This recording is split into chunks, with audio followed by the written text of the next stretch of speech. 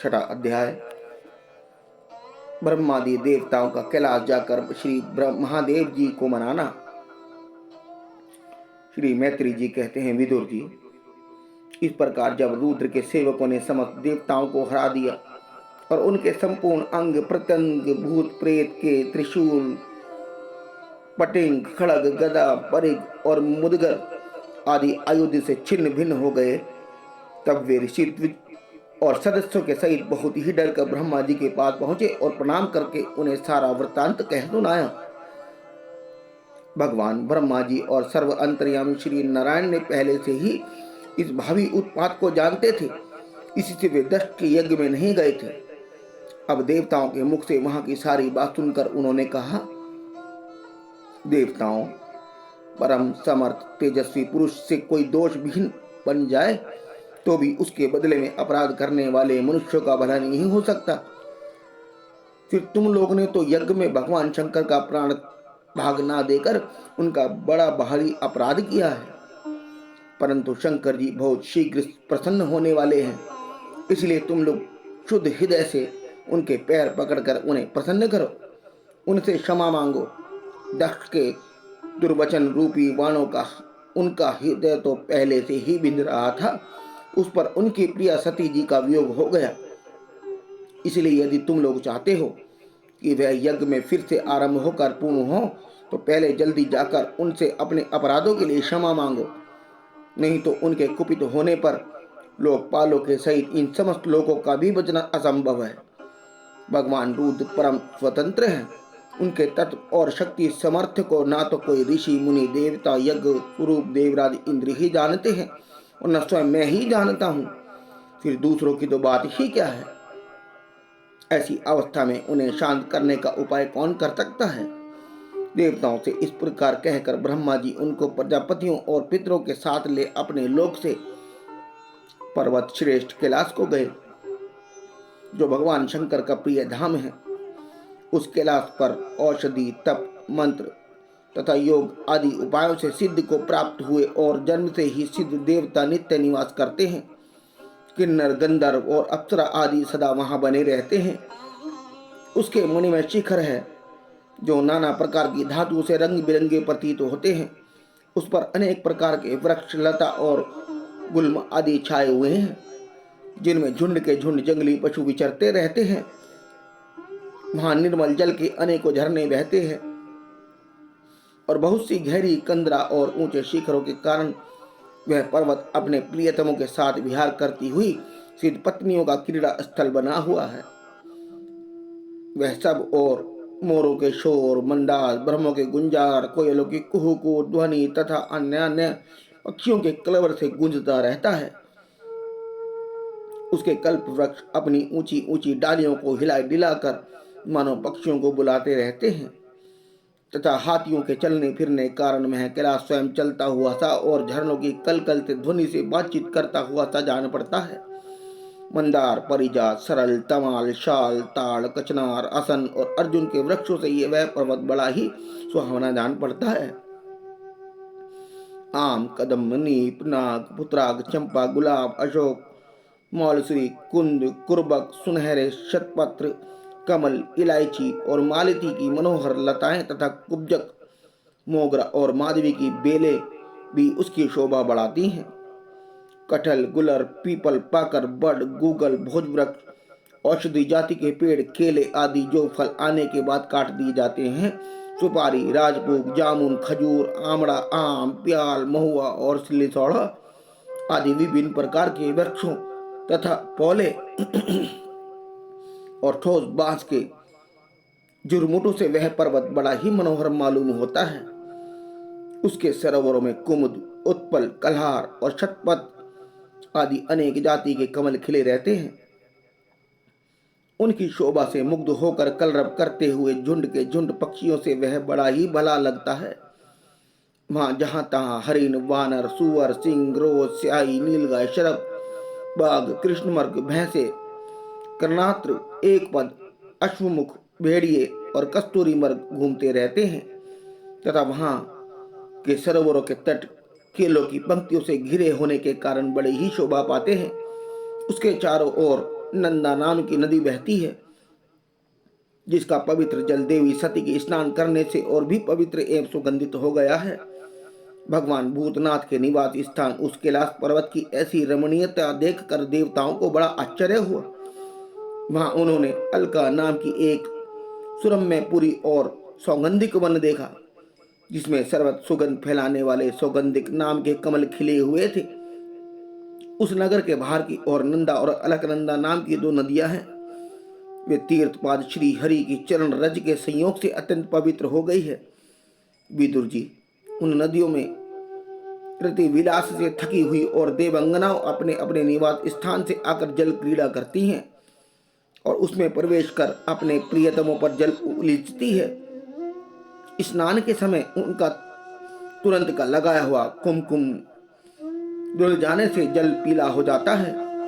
उस कुमकुम मिश्रित जल को हाथी प्यास न होने पर भी गंध के लोभ से स्वयं पीते और अपनी हथनियों को पिलाते हैं।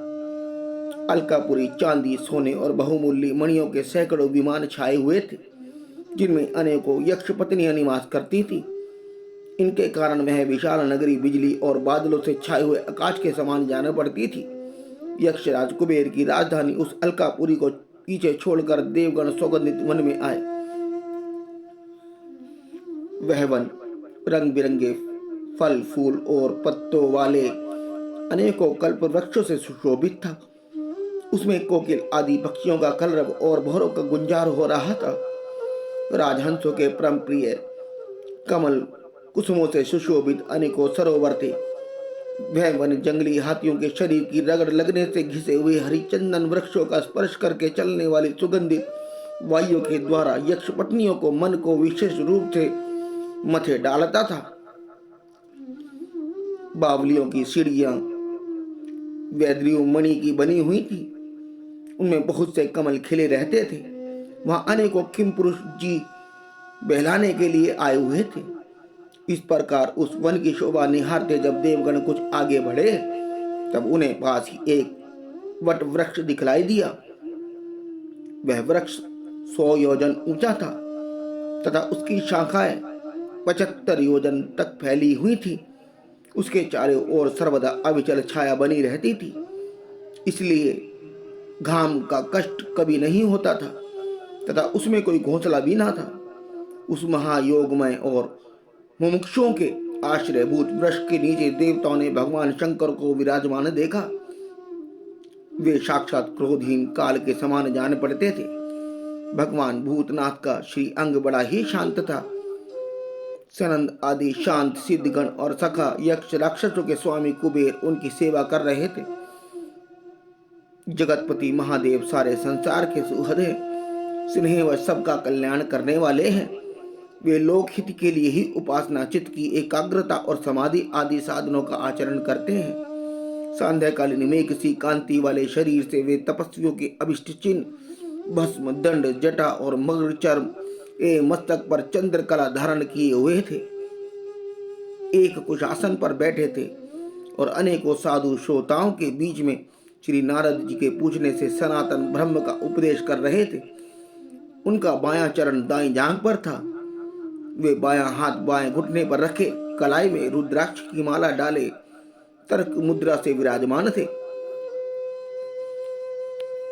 वे योगपट काठ की बनी हुई टेकनी का सहारा लिए एकाग्र चित्त से ब्रह्मानंद का अनुभव कर रहे थे।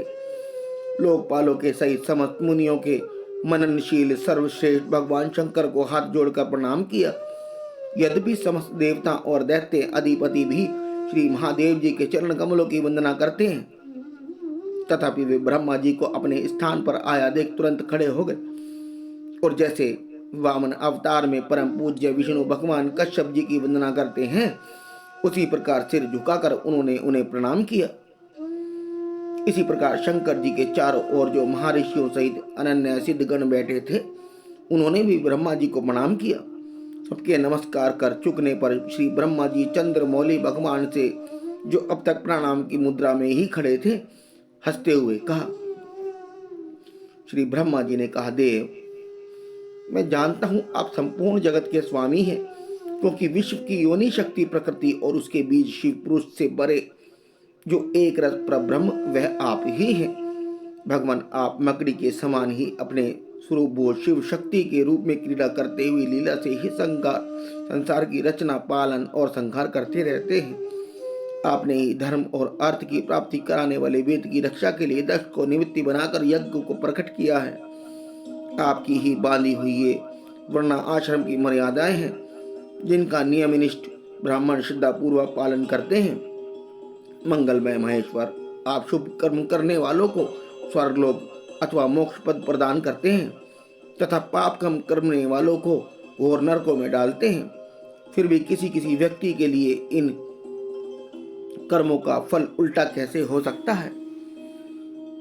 जो महानुभाव आपके चरणों में अपने को समर्पित कर देते हैं, जो समस्त प्राणियों में आपकी ही झांकी देखते हैं और समस्त जीवों को अभेद दृष्टि से आत्मा में ही देखते हैं, वे पशुओं के समान प्राय क्रोध के अधीन नहीं होते।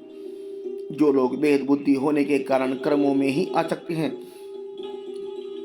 जिनकी नीयत अच्छी नहीं है, दूसरों की उन्नति देखकर जिनका चित्त रात दिन कुढ़ा रहता है, और जो मर्मभेदी अज्ञानी अपने दुर्वचनों से दूसरों का चित्त दुखाया करते हैं, आप जैसे महापुरुषों के लिए उन्हें भी मारना उचित नहीं है, क्योंकि वे बेचारे तो विधाता के ही मारे हुए हैं। देव भगवान कमलनाभ की प्रबल माया से मोहित हो जाने के कारण यदि किसी पुरुष की कभी किसी स्थान में भेद बुद्धि होती है, तो भी साधु पुरुष अपने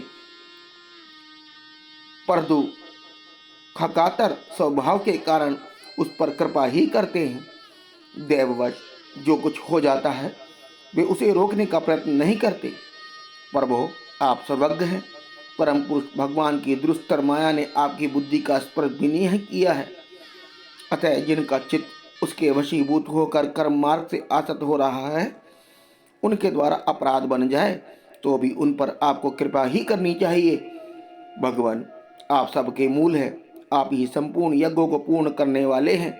यज्ञ भाग पाने का भी आपको पूरा अधिकार है।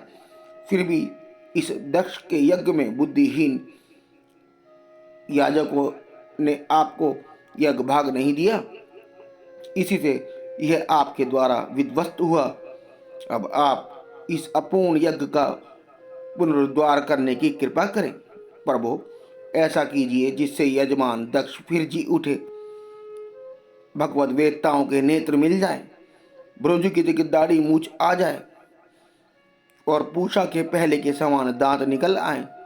रुद्रदेव, अस्त्र शस्त्र और पत्थरों की बौछार से जिन देवताओं और ऋषियों को अंग प्रत्यंग घायल हो गए हैं, आपकी कृपा से फिर वे ठीक ठाक हो जाए।